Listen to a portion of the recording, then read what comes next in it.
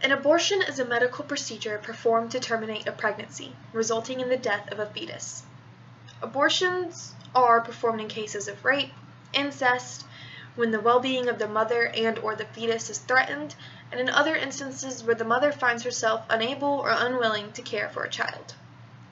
Abortions are one of the most commonly practiced medical procedures. In fact, approximately 42 million women worldwide undergo abortions on an annual basis, according to womenonweb.org. There is widespread debate on what rights a fetus has, if any, and if these rights outweigh the rights of the mother. Assuming that life begins at conception, it would be logical to say that the fetus then has a right to life. Yet, when an abortion is the topic at hand, a woman has many more rights, as explained by hrw.org, such as their own right to life, right to health and health care, right to information, right to non-discrimination and equality, right to be free from cruel, inhumane, and degrading treatment, right to privacy, right to decide the spacing and number of children, right to liberty, right to security of person, right to enjoy the benefits of scientific progress, and the right to freedom of conscience and religion. If a fetus has a right to life, would it then too have all the rights I previously mentioned? Let's say for the sake of our argument that the fetus does have the same rights as the mother in this situation. So the question still stands, whose rights outweigh whose? Pregnancy is likely the most strenuous process a woman's body can go through, opening her up to an inconceivable amount of complications. Choosing to carry a baby to term can impair a woman's mental and physical health, affect her education, her career, financially cripple her, and even kill her in certain cases. This is not to say that the life of the fetus isn't important. However, in these instances, the woman's life does hold a higher value. When women are at the point in their life where they have reached sexual maturity, they likely have more children, a partner, a family that depends on them, a career, and countless other responsibilities. She has established connections, formed relationships, and secured her place in society. Her death would hold greater consequences and cause pain to many more people than the termination of her pregnancy would. Say, for example, a mother of 3 becomes pregnant with her 4th bundle of joy. In the midst of her family's preparations for their new addition, she falls extremely ill and is rushed to the hospital, where it is revealed that her child is very sick and that by carrying it to term, she will die. Whose rights would carry more weight in this situation? Whose life would you say holds more value? The wife and mother of 3, or the fetus? Let's explore both options. Say the mother chooses to endure the pregnancy. She dies during childbirth, and the baby is born unhealthy, as promised, and passes within a few days. The woman's husband is now a widower, challenged with the task of caring for 3 children alone while battling with his grief of losing his wife and his infant child. The woman's other children also obviously suffer, having to deal with the loss of their mother and then growing up without her. Not to mention the woman's other family, friends, co-workers, and her personal life goals that she did not get to achieve.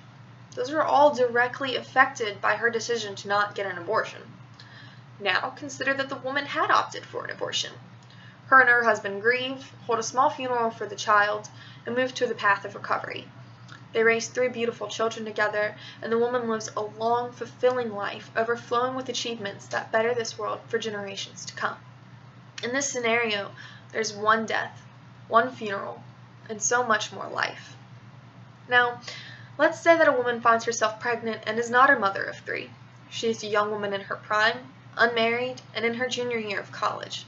She is in no financial situation to be pregnant or to care for a child, and cannot fathom the possibility of not obtaining her college degree. So, she opts for an abortion. She recovers, continues her schooling, works her way up in her field, and becomes one of the most widely held household names due to her contributions to humanity. Now, let's say she decided to carry her junior year baby to term. She's forced to drop out of school and work full-time to pay her medical bills, and her child is raised in a very impoverished and stressful environment. In this way, both her and her child's quality of life is wildly unsatisfactory. The woman never builds her career, never changes the world, and her child suffers simply because of the time in her life that they were born. In this scenario, while a bit dramatic, the child, the mother, and the entire world suffers because the woman did not live her life in her best interests. Is it so unreasonable to say, then, that a mature woman's life does not hold more value than those of persons that don't know life outside of another person's body? No.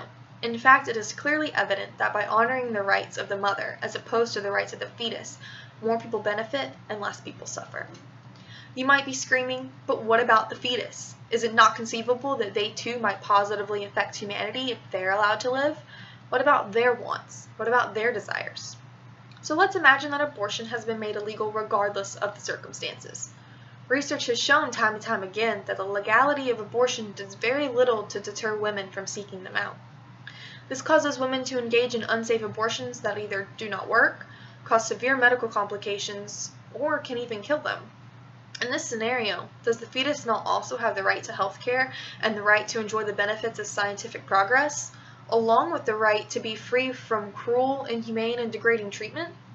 Unsafe abortions are not only outdated procedures that are more painful and risky for the mother, but for the fetus as well. When performed by an individual with medical experience, the life of the fetus is terminated in the most pain-free way possible.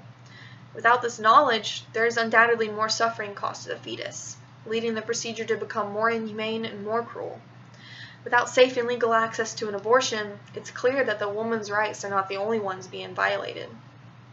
In sum, abortion is a matter of human rights. More specifically, abortions provide for the preservation of the human rights of the woman and the fetus alike.